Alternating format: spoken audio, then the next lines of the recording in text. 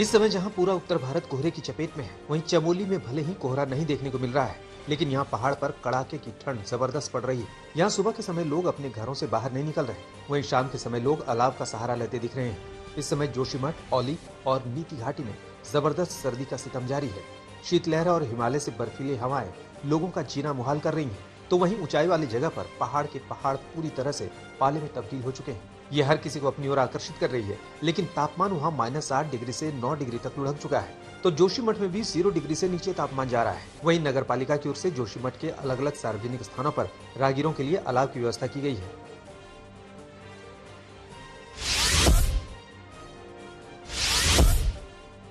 Delhi NCR में ठंड से लोगों का बुरा हाल हो चुका है। पूरे शहर में कोहरे की चादर फैली हुई है। लोगों को शीतलहर और सर्दी से कोई राहत नहीं मिल रही है। दिन में हल्की सी धूप और रात में सर्दी का कहर देखने को मिलता है।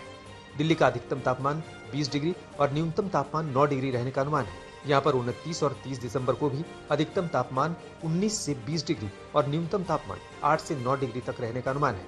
इससे लोगों को ठंड से थोड़ी राहत मिलेगी।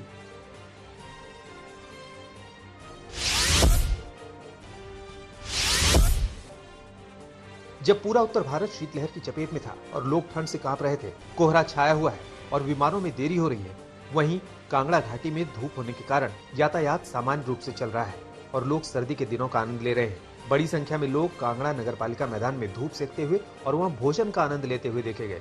जैसे कि एक गर्मियों की पिकनिक हो। स्थानीय कॉलेज और स्कूलों के बच्चे भी धूप में बैठकर पढ़ाई कर रहे हैं। खिलाड़ी मैदान में बास्केटबॉल खेलने में व्यस्त हैं।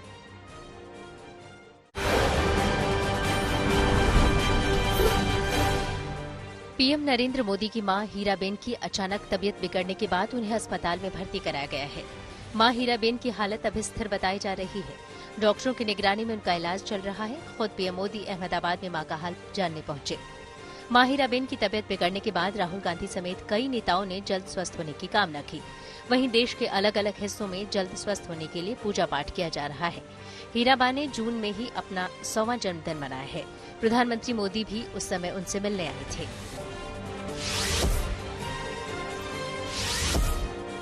कांग्रेस ने राहुल गांधी की सुरक्षा को लेकर कुछ गंभीर सवाल उठाए हैं। कांग्रेस के महासचिव केसी वेणुगोपाल ने गृह मंत्री अमित शाह को चिट्ठी भेजी है। चिट्ठी में कहा गया है कि 24 दिसंबर को जब राहुल गांधी की यात्रा दिल्ली पहुंची तो सुरक्षा में सेंध की कई घटनाएं हुई, जिसे लेकर कांग्रेस ने वीडियो भी जारी किया है। हालांकि बीजेपी कांग्रेस पर सियासत करने का आरोप लगा रही है।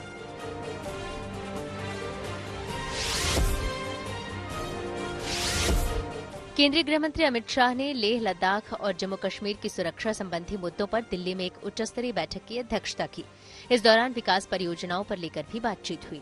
बैठक में राज्य के एलजी मनोज सिन्हा भी मौजूद रहे। गृह सचिव, एनआईए, सीआरपीएफ के डीजी भी बैठक में मौजूद थे, जहां मौजूदा हालातों के अलावा आगे की तैयारियों को लेकर मंथन किया गया।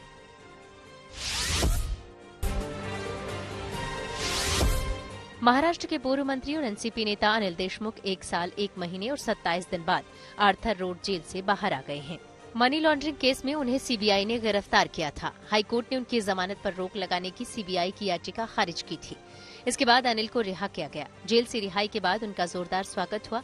एनसीपी नेता जश्न मनाते नजर आए।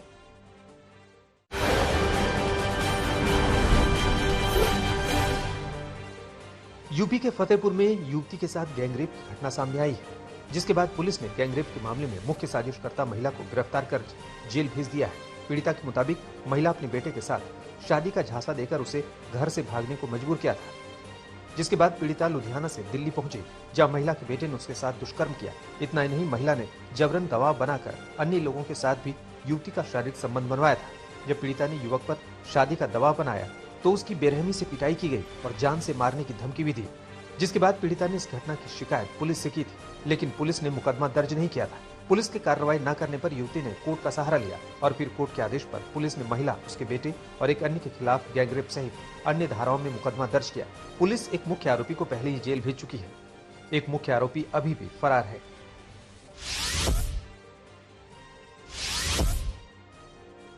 आगरा में महिला के साथ गैंगरेप का मामला सामने आया है। चलती कार में 3 लोगों ने महिला के साथ गैंगरेप किया। जानकारी के मुताबिक महिला नोएडा से फिरोजाबाद जाने के लिए टैक्सी में सवार हुई थी। यमुना एक्सप्रेसवे पर आने के बाद लड़की से छेड़खानी शुरू की गई। फिर गाड़ी रोककर लड़की को एक्सप्रेसवे के किनारे झाड़ियों में ले गए और बारी बारी से लड़की के साथ बलात्कार करते रहे। लड़की चीखती चिल्लाती रही, लेकिन ठंड और कोहरे की रात में लड़की की सुनने वाला कोई नहीं था। वारदात को अंजाम देने के बाद आरोपियों ने महिला को एक टेम्पो में बैठाकर फिरोजाबाद के लिए रवाना कर दिया। पीड़िता मौका पाकर सीधे थाने चली गई और अपनी आपबीती सुनाई। पुलिस टीम ने एक्सप्रेसवे पहुंचकर टोल फुटेज निकलवाए। टोल फुटेज के आधार पर पुलिस ने गाड़ी की पहचान की और गाड़ी को बरामद कर लिया। वारदात को अंजाम देने वाले तीनों आरोपियों को पुलिस ने गिरफ्तार कर लिया है। आरोपी लड़कों से पूछताछ की जा रही है। जांच के आधार पर दोषियों के खिलाफ कठोर कानूनी कार्रवाई की जाएगी। के लिए चली थी। इस महिला का कहना है कि उसमें से 3 जो लड़के थे, बाद में उन्होंने इसके साथ यमुना एक्सप्रेसवे पे दुष्कर्म किया और उसके बाद उसको एतमादपुर के पास छोड़ दिया, जहां से उसको ऑटो करवा के फिरोजाबाद भेजा। महिला ने आके सुबह एतमादपुर थाने पे बताया और उसकी तहरीर पे मुकदमा कायम किया गया है। उसका मेडिकल करवाया जा रहा है और टोल पे जो CCTVs हैं उससे देख के उस इको गाड़ी को एप्रीहेंड कर लिया गया है और जो उसमें 3 लड़के थे उनको भी तीनों को पकड़ लिया गया है और उनसे पूछताछ की जा रही। बाकी अन्य वैधानिक कार्रवाई की जा रही है।